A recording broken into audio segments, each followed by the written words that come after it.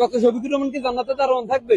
আপনি অনেকে বলে জামাতে একবার দেখি, জামাতে দেশে ক্ষমতা সবচেয়ে বেশি ছিল, জাতীয় পার্টির সাথে তারা ক্ষমতা ছিল, বিএনপির সাথে ছিল, তারা আওয়ামী লীগের সাথে ছিল। এখন ধরেন আপনি আর আমি চুরি করছি, আমি গাছে উঠছি, আপনি নিচে দাঁড়ায় ভাগ নিয়েছেন।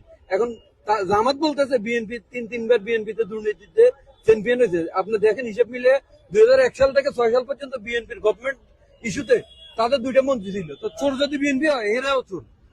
এরা নিজেদের স্বীকার করবে না, অন্য দলকে নিয়ে প্রোপাগান্ডা সৃষ্টি করবে।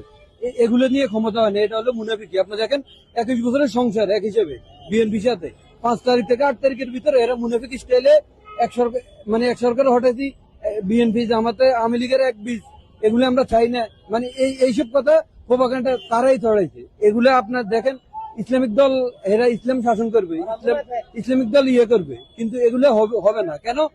জাসদ থেকে আসছে। ডক্টর শফিকুর রহমান ছিল বাম দলের নেতা, তাকে দিয়ে ইসলাম কায়েম হবে?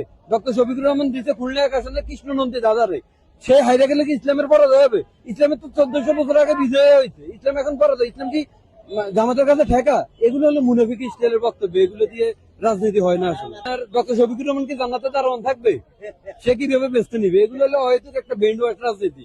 এগুলো একটা জুতা পিটা করে মানুষের এখনো সময় আছে ইসলাম রে বাঁচাইতে হইলে আগে জামাতটা ঠেকাইতে হইবে। আপনি যদি সঠিক পন্থা ইসলাম কায়েম করতে দেন, সর্বপ্রথম আপনাকে জামাত ত্যাগ করতে হবে।